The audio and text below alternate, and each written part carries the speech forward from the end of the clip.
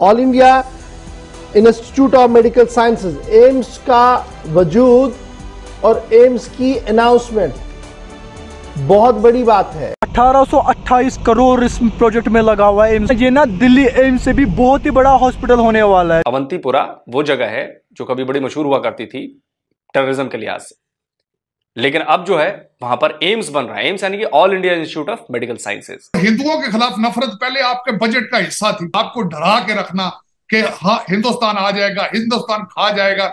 लेकिन इस वक्त जिस तरीके से हिंदुस्तान तरक्की कर चुका है, अब आपकी मजबूरी है उनको फॉलो करना, उनके साथ चलना। लगता है कि कश्मीरी हमारे साथ खुश है? नहीं।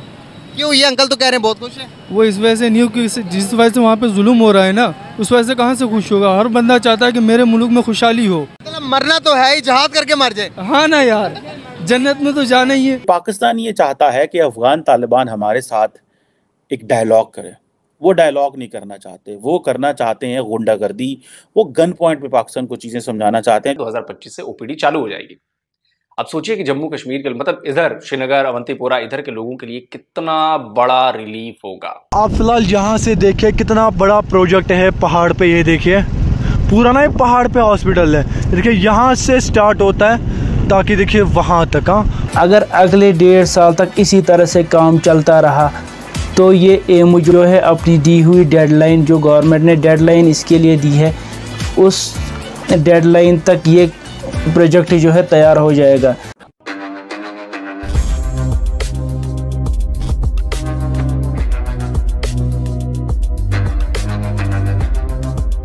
नमस्कार दोस्तों दिन पर दिन कश्मीर भारत के अन्य राज्यों जैसा तरक्की कर रहा है।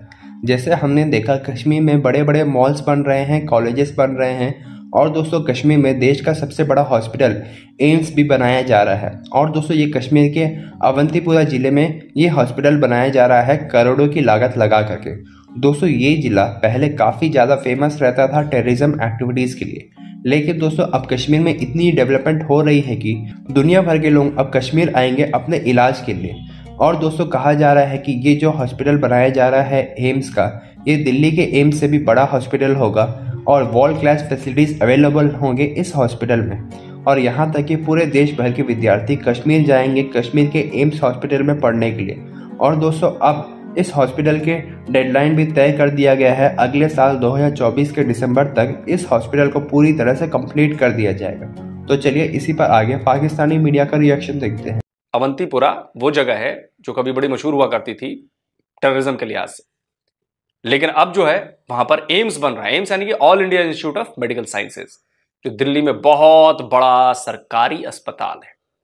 और सिर्फ दिल्ली में नहीं है, दिल्ली में चूंकि दिल्ली का नाम बहुत बड़ा है इसलिए मैं कहता हूं, बाकी कई नए एम्स खुल चुके हैं, अलग अलग जगहों पे खुल चुके हैं। गोरखपुर में, पटना में और भी कई जगह पे, हरिद्वार में कई नए एम्स खुले हैं। रायपुर में भी शायद खुला है, रायपुर या बिलासपुर कहीं तो खुला है। 2 एम्स बन रहे हैं जम्मू कश्मीर में, एक जम्मू में बन रहा है और एक अवंतीपुरा में बन रहा है। तो अवंतीपुरा का ये अपडेट लेकर आए हैं और मुझे लगता है कि पड़ोसियों की फिर से ड्रीमर ब्लॉग वाले भाई जो हैं वो जलाने वाले हैं। श्रीनगर, अवंतीपुरा, इधर के लोगों के लिए कितना बड़ा रिलीफ होगा, क्योंकि वर्ल्ड क्लास फैसिलिटी है। और सिर्फ देखिए एम्स जो है वो सिर्फ अस्पताल नहीं है। ये बात बहुत गौर करने वाली है जो बात मैं आपको बता रहा हूं। आप कह रहे हैं कि 57 बिल्डिंग्स बन रही हैं और ये है वो है, तो एम्स सिर्फ अस्पताल नहीं है, एम्स मेडिकल कॉलेज है।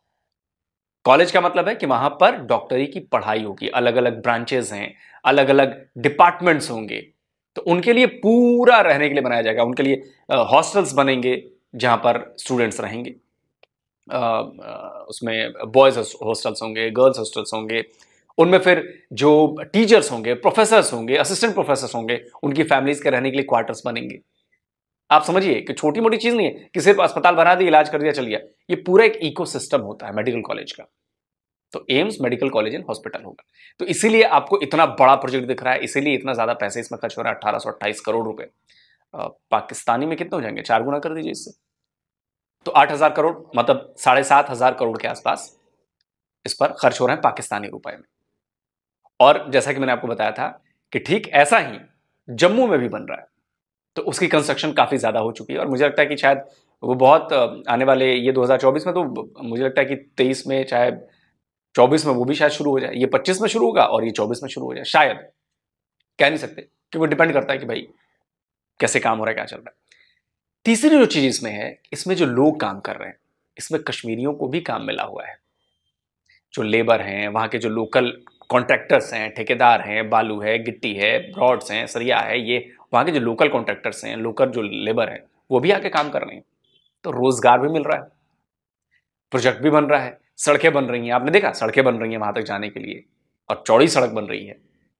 तो यही तो डेवलपमेंट है भाई। अच्छा इलाज हो, अच्छा स्कूल हो, अच्छी पढ़ाई हो, अच्छी नौकरी हो, ये हर किसी को चाहिए।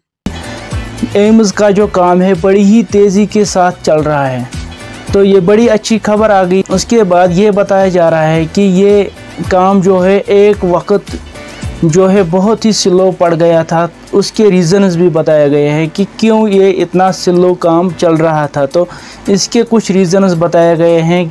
सबसे पहले जो 370 आर्टिकल का जो इशू हुआ था कश्मीर में, तो सबसे पहले वो रीज़न बताया गया है। तो उसके बाद जो है कोविड-19 को, तो रोड कंस्ट्रक्शन, जो कंस्ट्रक्शन मटेरियल के लिए यहाँ पे रोड बनाई जानी थी, तो उस रोड का भी एक मसला था उसके लैंड को लेकर, तो वो भी एक इशू था। तो उसकी वजह से भी जो है काम स्लो पड़ गया था। तो कुछ और रीज़न्स भी बताए गए हैं, जैसा कि नियर बाई जो आर्मी बेस है अवंतीपोरा में, एम्स के साथ ही है। आज तक मैंने ये बात नहीं बताई है, लेकिन यहाँ न्यूज़पेपर में आ गई है, तो मैं आज बता रहा हूँ।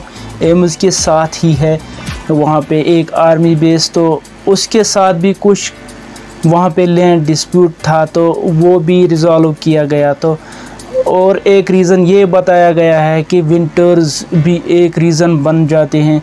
जब यहाँ पे विंटर्स होते हैं तो स्नोफॉल और बहुत ही सर्दी की वजह से यहाँ पे कंस्ट्रक्शन का काम होता ही नहीं है, तो वो चल नहीं पाता है। तो इसी वजह से एम्स का काम भी जो है सर्दियों में या विंटर्स में रुक जाता है। वो भी इसको एक फैक्टर बताया गया है कि जो स्पीड होनी चाहिए थी एम्स के कंस्ट्रक्शन के लिए, वो नहीं हो पाई। ये बताया जा रहा है कि पिछले 1.5 साल से जो है ये काम बड़ी ही तेज़ी के साथ चल रहा है। तो ये भी बताया जाता है कि अगर अगले 1.5 साल तक इसी तरह से काम चलता रहा, तो ये एम जो है अपनी दी हुई डेडलाइन, जो गवर्नमेंट ने डेडलाइन इसके लिए दी है, उस डेडलाइन तक ये प्रोजेक्ट जो है तैयार हो जाएगा।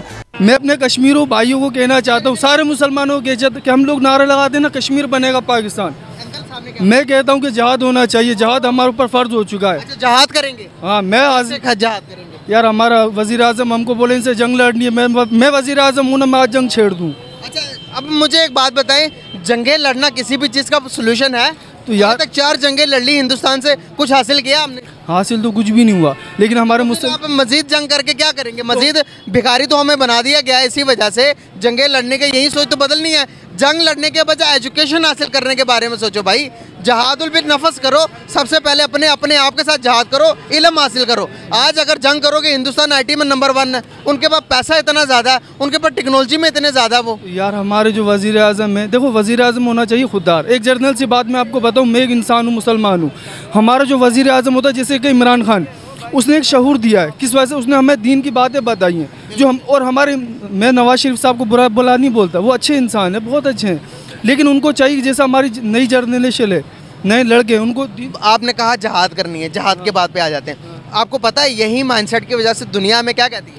क्या दुनिया में टेररिस्ट कहती है, दहशतगर्द कौम कहती है। अच्छा, तो हमें सबसे पहले एजुकेशन हासिल करने की ज़रूरत है। जहाद, सबसे बड़ा जहाद दुनिया का कौन सा पता है? अपने आप के साथ, अपने नफ्स के साथ जहाद है। जब आपने अपने नफ्स के साथ जहाद कर ली, तो आपने पूरी दुनिया फतह कर ली। कैसे? एजुकेशन आपके पास दुनिया का अच्छा होगा,